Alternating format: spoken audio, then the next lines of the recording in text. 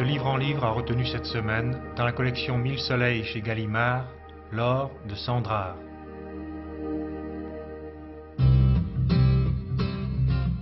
Johann August Suter, citoyen suisse, décida un jour d'abandonner sa femme et ses 4 enfants et de conquérir la Californie.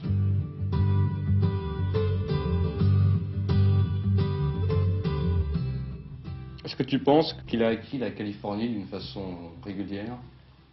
Ah oui, mais un peu rapidement.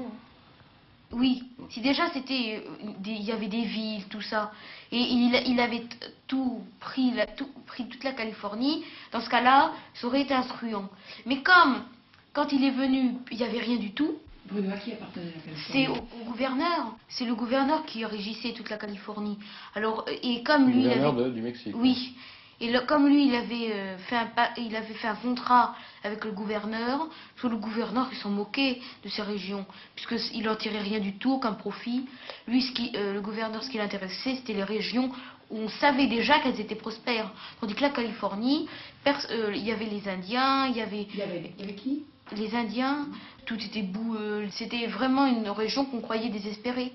Est-ce que les Indiens qui sont employés par Suter donnent l'impression d'aimer leur employeur? Lui, il les aime bien, mais ceux qu'il employait, surtout les Indiens, non, il les aimait pas. Avant, comme les Indiens se débrouillaient, enfin, ils n'avaient pas besoin de l'aide de Suter. Il y a un type qui arrive et puis tout à coup, il monopolise toute la Californie, alors ça plaît pas du tout aux Indiens, c'est normal. Ils étaient là avant, enfin ça. Ce que j'aime bien dans ce livre surtout, c'est que il est milliardaire en fait, pas du jour au lendemain, mais enfin c'est quand même il est parti de rien, il est devenu milliardaire. En 2 ou 3 ans, il devient maître de Californie, puis en même pas 6 mois, tout d'un coup, il devient ruiné, c'est un peu invraisemblable. Un jour, un des contremaîtres de Suter découvrit une pépite d'or. Et cela déchaîna une tempête. Ses propres ouvriers le quittèrent, des milliers de gens déferlèrent dans le pays, dévastant les plantations et s'installant partout. Il en vint du monde entier, et Suter resta seul avec une fortune colossale à portée de la main. Seul, et bientôt ruiné, dans une Californie devenue entre-temps américaine. Suter ne voulait pas l'or, il voulait de nouveau son territoire. L'or, il s'en moquait un peu, puisque ça n'avait servi à rien, puisque quand il est venu, Suter, on ne savait même pas qu'il y avait de l'or en Californie. C'est les terres, lui, qui l'intéressait. Il voulait faire un pays.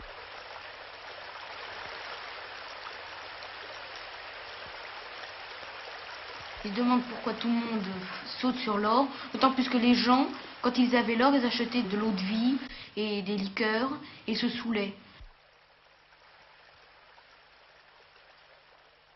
C'est quand même quelque chose d'incroyable. On ne peut pas penser que tout un pays soit complètement vidé parce que quelqu'un a trouvé une pépite d'or, c'est incroyable. C'est un peu comme des fous. Vers la fin de sa vie, Suter, hanté par les fantômes de sa propre tragédie, n'eut plus qu'une idée: récupérer ses terres, ses propriétés, ses droits, sa puissance. Pourquoi, à ton avis, les enfants font-ils croire à Suter que le gouvernement finalement lui a donné raison et qu'il va pouvoir retrouver les biens qu'il a perdus? Je crois que les enfants se moquent de Suter parce que Suter ne les intéresse pas. Ils voient que parce que la génération de Suter, toute cette histoire de Suter, c'est dépassé maintenant. Maintenant il a été ruiné.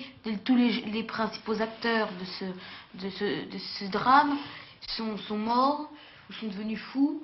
Donc ce qu'il reste, c'est une nouvelle génération qui connaît l'or, mais qui ne connaît pas du tout l'histoire de Suter. Et quand ils voient ce vieux bonhomme qui commence à radoter, à vouloir faire des procès, ils se moquent de lui, ils se disent il sert à rien, ils se moquent de nous. C'est de la méchanceté, Non, je crois pas que c'est de la méchanceté, étant donné qu'ils ne connaissent pas la tragédie de Suter. Ils peuvent très bien dire ça pour le réconforter, pour lui donner une dernière joie, parce que peut-être qu'il pense qu'il va mourir bientôt.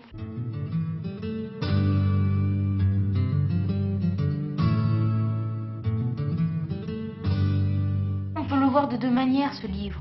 On peut le voir comme une simple histoire de l'Ouest, comme La ruée vers l'or de Californie, mais on peut le voir sous un autre angle, un angle beaucoup plus politisé. Si on voit vraiment les faits non romancés, c'est-à-dire que Suter arrive, il commence à tout prendre. Dans ce cas-là, c'est plus qu'une histoire, c'est un vrai fait politique, et je crois qu'il faut, dans ce cas-là, c'est beaucoup plus pour les adultes dans ce cas-là. C'était L'or de Blaise Cendrars, édité par Gallimard.